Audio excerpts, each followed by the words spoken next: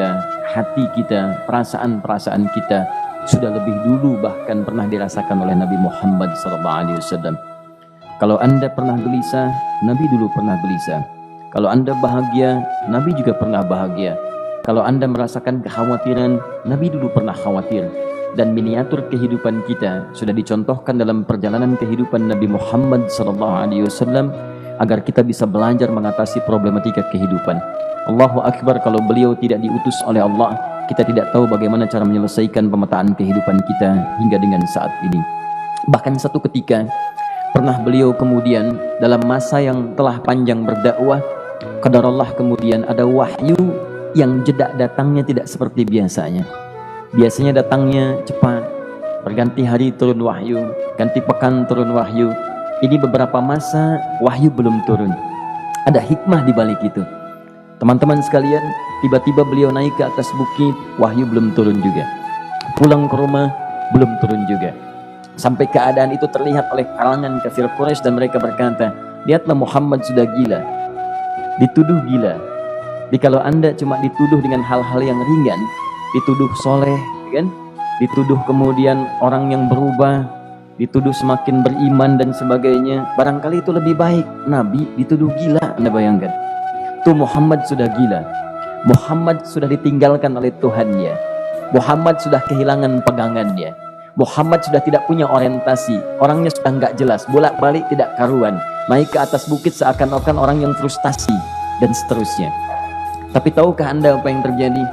Setelah berbagai cacian, makian, tuduhan macam-macam diterima oleh Nabi SAW, lantas tibalah masanya Allah menurunkan satu surah, bahkan disandingkan dengan surah yang lainnya. Bersandinglah dua surah ini secara bersamaan turun, surah ke-93 dan surah ke-94-nya, terkait berkelindan memberikan satu harapan yang sangat panjang. Kata Allah, wadduha wal-laili idza saja ma wadda'aka rabbuka wa ma qala walal akhiratu khairul laka minal ula walasawfa yu'tika rabbuka fatarda alam yajidka yatiman fa'awa wa wajadaka dhallan fahada wa wajadaka 'ailan fa'aghna fa ammal yatima fala taqhar wa ammas sa'ila fala tanhar wa amma bi ni'mati rabbika fahaddith. Ya Muhammad, saya bersumpah dengan waktu duha. Kalau kita baca dengan ilmu balaghahnya, itu bukan sekedar sumpah mengilustrasikan waktu duha. Karena di ilmu balaghah itu nanti ada 3 turunan ilmu. Ada disebut ilmu ma'ani, ilmu mencari kata-kata sehingga ungkapannya sesuai untuk disampaikan. Mana kata-kata yang tepat untuk disampaikan dalam konteks yang ingin dibicarakan. Itu ma'ani namanya.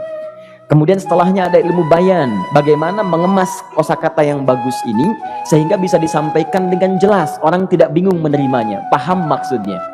Kemudian setelah itu kadang-kadang jelas kalimatnya, tapi kedengarannya tidak indah. Woi, rapatkan, woi, apa belum paham juga? Rapatkan saf. Memang jelas, tapi nggak ngenakin. Maka bagaimana caranya disampaikan dengan jelas, tapi hati kita terasa nyaman, memuji. Rasanya nyaman diserahkan kepada Allah, tapi ada kebahagiaan, disampaikan tidak terasa tergurui, diperintahkan serasanya diberikan jalan untuk mendapatkan kebaikan. Maka yang ketiga disebut dengan ilmu badi' namanya, ilmu menghiasi kalimat yang disampaikan sehingga terasa dengan nikmat. Turunannya nanti ada majaz namanya, mengambil sebuah kalimatnya untuk diposisikan pada kalimat yang nyaman disebut dengan kinayah turunannya. Maka teman-teman, kata Allah wadduha diterjemahkan demi waktu duha, bukan sekedar waktu duha, karena duha itu ada cahaya yang indah, dirasakannya enak. Antum keluar waktu duha kan enak tuh, berjemur, kata orang Sunda moyan gitu kan, datang, bahkan sampai dianalisis ada vitamin D-nya bisa terasakan ya. Kemudian setelah itu ada kenikmatan, enak suasananya, seakan-akan dunia milik sendiri, yang lain numpang. Wah, nyaman keluar itu. Baik, jadi wadduha itu ingin bersumpah mengilustrasikan waktu kenyamanan yang pernah dilalui. Kalau dalam bahasa tafsir yang luasnya, saya bersumpah Muhammad, demi segala kenikmatan yang pernah engkau rasakan dalam hidupmu, seperti engkau merasakan cahaya duha itu. Engkau pernah senang, saya bersumpah dengan kesenanganmu. Engkau pernah tenang, saya bersumpah dengan ketenanganmu. Engkau pernah nyaman, saya bersumpah dengan kenyamanan yang pernah engkau rasakan. Wal-laili idza saja, dan aku pun bersumpah demi gelapnya malam. Demikian terjemahannya. Bukan sekedar gelapnya malam saja, itu sesuatu yang pekat. Ya, ini belakang kelihatan agak gelap nih. Untuk memberikan proyek kesini aja Pak, saya cuma ngasih contoh ini. Contoh, saya bukan mengeluh, bukan, ingin memberi contoh. Ya, contoh pada ilustrasi yang mau saya sampaikan. Nggak apa-apa, biarkan saja. Saya mau contoh kasih kata saja. Ya, ini belakang agak gelap untuk memproyeksikan cahaya ke sini. Tapi yang mau saya sampaikan, kalau gelapnya begitu pekat, semua cahaya ini nggak ada. Cahaya nggak ada nih, sama sekali tidak kelihatan. Saya mau tanya pada Anda, beraktivitasnya mudah atau sulit? Mudah nggak menemukan sendal Anda di luar? Belum tentu. Menemukan jalan keluar pun belum tentu mudah. Anda mesti meraba-raba jalan. Anda mesti kemudian melihat sesuatu dengan pandangan mata hati Anda. Raba, dan sebagainya. Sampai menemukan jalan, itu pun belum tentu benar. Itulah yang disebut dengan gelapnya malam saja pekat. Kadang-kadang ada orang yang menghadapi satu kesulitan yang pekat, suasananya siang, cuman karena masalahnya begitu pekat seakan-akan membuat diri dia gelap. Jalan susah, limbung gitu. Kenapa gelap ya? Padahal terang.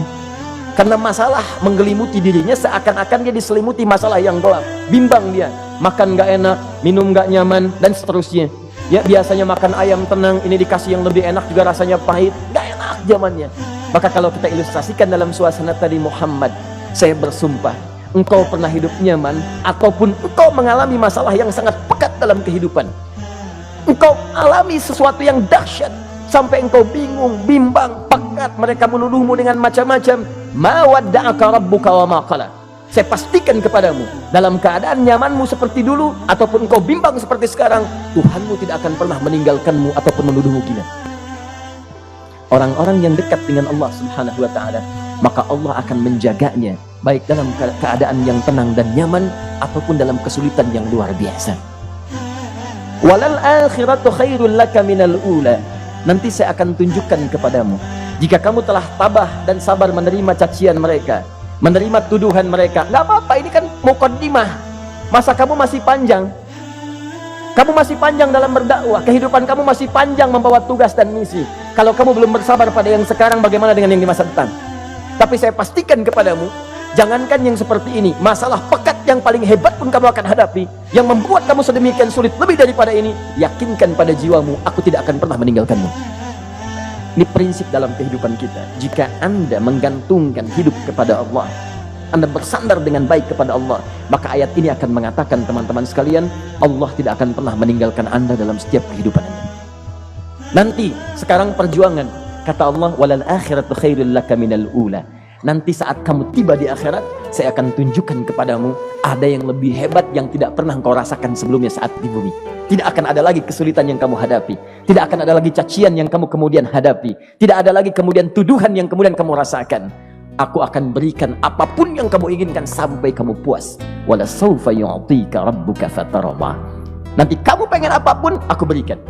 Kalau saufa masih ada jeda, ya. Kalau bahasanya wa yu'tika mungkin seketika. Tapi ketika mengatakan saufa, artinya bukan saat ini Muhammad. Sekarang pun aku berikan, tapi nanti yang di akhirat aku berikan sampai kamu merasa puas. Ayo minta apa saja. Hadir, hadir, hadir, hadir. Tapi yang paling indah, kalau kamu tidak percaya, alam yajidka yatiman sa'awa. Cobalah ingat, kalau sekarang sedang susah, coba ingat dulu. Bukankah saat kamu yatim, aku yang merawat sampai kamu tidak merasakan kegelisahan itu? Lahir bapak tidak ada, aku cukupkan dengan kakek. Kakek meninggal, aku hadirkan ibu dan paman hadir di sekitaranmu. Ibu meninggal, ada kakek. Kakek meninggal, ada paman. Dan Khadijah hadir di sekitaranmu. Bukankah aku rawat pada saat itu? Wajadaka dhallan fahada. Kamu sedang bingung, sedang susah, bukankah sering aku berikan petunjuk kepadamu? Wajadaka ailan fa'aghna. Kamu merasakan kesulitan, lahir dalam keadaan yatim, tidak ada pendukung, maka aku jadikan kaya. Bukankah saat kamu menikah dengan Khadijah, aku tambahkan lagi pendukung untuk misi dakwahmu? Ini pesan dalam Al-Quran. Kalau Anda sedang merasa susah, kalau ingin menenangkan diri, ingat-ingat yang baik-baik yang dulu. Kalau Anda sedang jatuh dalam bisnis, ingat-ingat saat Anda meningkat dalam bisnis Anda. Allah tidak pernah tinggalkan Anda. Mungkin ini ujian untuk membuat Anda lebih hebat lagi di masa depan. Kalau Anda tidak tahan bantingan yang sekarang, bagaimana Anda bisa mengatasi pelintiran yang akan datang? Karena dalam kehidupan bukan cuma dibanting. Anda mungkin mengalami penyingkiran, penyungkuran, lipatan, guntingan, bantingan, macam-macam. Jikalau satu gaya belum bisa Anda atasi, bagaimana Anda bisa berharap mendapatkan turunan yang lainnya? Selalu ingat bahwa jika hidup Anda ingin tampil gaya, Anda harus merasakan tekanan dalam kehidupan. Karena F selalu berbanding lurus dengan P, hukum Pascalnya. Gaya berbanding lurus dengan tekanan. Orang yang ingin tampil gaya dalam kehidupan, maka dia mesti siap menghadapi tantangan-tantangan hidup yang diatasi. Turun ayat sampai ujungnya. Jikalau kamu sudah begini lagi, jangan pernah kamu membentak orang lain. Jangan pernah merendahkan orang lain. Karena Allah pun menjaga setiap hamba sepanjang ia mendekat kepadamu. Setelah itulah turun kemudian surah Al-Insyirah. Alam nashrah lakas sadrak. Antum kenal Nabi Musa? Baik. Tapi agak lumayan lah. Tadi saya di Soreang kenal Fir'aun. Di sini Musa. Baik, alhamdulillah. Perhatikan ya, dahsyatnya pemberian Allah kepada Nabi Muhammad SAW. Nabi Musa alaihi salam, dan sering kali kita bacakan untuk memohon kepada Allah, Rabbi syrahli sadri. Perhatikan baik-baik. Ini keunggulan Nabi Muhammad SAW dibanding Nabi Musa alaihissalam. Dua-duanya Nabi, Rasul, tapi masing-masing punya keistimewaan. Musa, Nabi, berdakwah, memohon kepada Allah kelapangan hati. Rabbi syrahli sadri. Ya Allah, tolong lapangkan hatiku nih. Kenapa mesti lapang? Karena pasti Musa merasakan nih, saya tahu betul karakter Fir'aun. Belum apa-apa sudah memaki.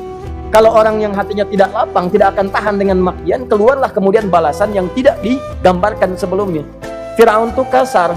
Kasarnya bukan sekedar kasar, bahkan saking kasarnya bisa berujung pada eksekusi kematian. Saya contohkan tadi di sore yang ini, saya nggak suka dengan rambutnya nih, kata Fir'aun. Bukan nyuruh nyukur, mas, tolong pisahkan kepala dari badannya. Gitu gayanya tuh Fir'aun. Ya. Bukan nggak ngenakin, susah dengan Fir'aun itu. Jadi kalau belum apa-apa datang Musa ke situ, hatinya tidak seluas samudra, hatinya tidak lapang, cuman seluas gelas, tidak akan sabar menerima cacian Fir'aun. Begitu datang dicaci, dasar anak gak tahu diri, gak tahu malu, sudah saya rawat begini. Ya Allah, saya bosan dengarnya, matiin aja sekarang. Musa Nabi berdoa dikabulkan. Cuman kalau Fir'aun kemudian ajalnya misal wafat pada saat itu, tidak akan jadi contoh kepada kita untuk kekinian. Bagaimana orang yang bebal untuk bertobat kepada Allah Subhanahu wa ta'ala. Bagaimana penyimpangan dalam kedudukan. Bagaimana dia kemudian akrab dengan pengusaha yang gelap. Di pengusaha gelap berpartner dengan penguasa zalim. Sudah ada dari dulu. Pengusahanya disebut dengan Qarun. Kemudian mohon maaf, ya, yang pemimpinnya disebut dengan Fir'aun. Tokoh intelektualnya disebut dengan Haman. Makanya cerita ini komplit di Quran. Sudah ada. Di setiap persoalan dalam kehidupan masyarakat disebabkan tiga hal yang berkolaborasi. Kalau bukan penguasa zalim, berpartner dengan pengusaha gelap, ditopang oleh intelektual yang sembrono. Itu persoalan. Jadi kalau ada sekarang intelektual menyalahgunakan kepintarannya, dia terlambat, sudah ada Haman dulu. Dan gak usah bersaing, dia bisa bikin piramida, Anda belum tentu bisa membuatnya. Kalah Anda, masih kalah hebat. Ya, jadi kalau dititipkan sesuatu jangan disimpangkan.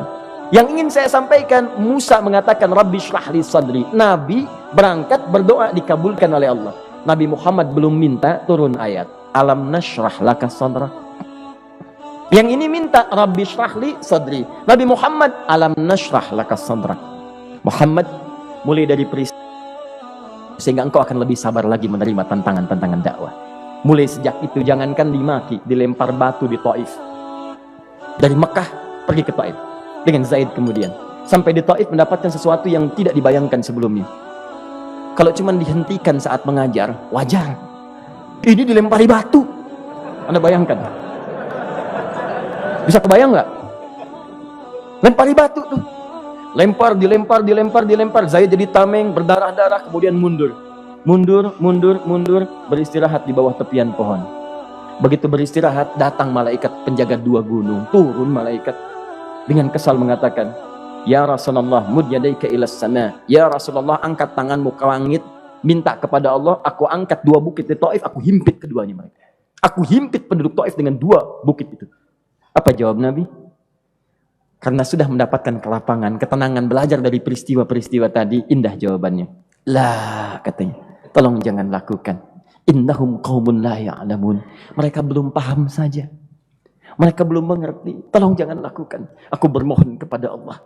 Boleh jadi nanti di masa depan akan ada hamba-hamba terbaik yang lahir dari bumi Taif ini. Kemudian beliau berkata, Rabbi, ila man takilluni? A'ila qaribin yu'limuni? Am ila ba'idin yu'dhini? Fa'ana radin ma lam taghdab ilayya. Ya Allah, Kemana lagi engkau akan utus aku untuk berdakwah setelah peristiwa ini? Apakah tempatnya lebih dekat aku jangkau sekarang, tapi di situ aku akan disakiti lagi? Ataukah jaraknya masih jauh, tapi di tempat itu aku akan dizalimi lagi? Aku ridha ya Allah dengan itu semua, asalkan engkau tidak marah kepadaku. Asalkan engkau tidak marah kepadaku. La haula wala quwata illa billahil aliyil azim. Begitu kelapangan itu muncul, ridha dengan ketetapan dan siap, tabah, kuat, hadir dalam jiwanya. Tiba-tiba turun undangan, tunaikan Isra dan Mi'raj. Diangkat statusnya, naik mendekat kepada Allah Subhanahu wa taala. Dihilangkan bebannya, wa wada'na anka wizrak alladzi anqadha dhahrak. Itu hikmah, teman-teman.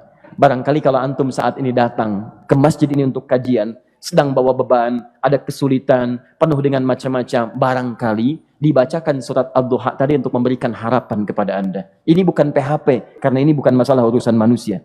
Ini adalah janji yang tidak akan pernah diingkari. Innallaha la yukhliful mi'ad. Kata Allah, Anda punya masalah, ingat suasana tenang pada masa lalu. Bukankah saya memberikan ketenangan kepadamu?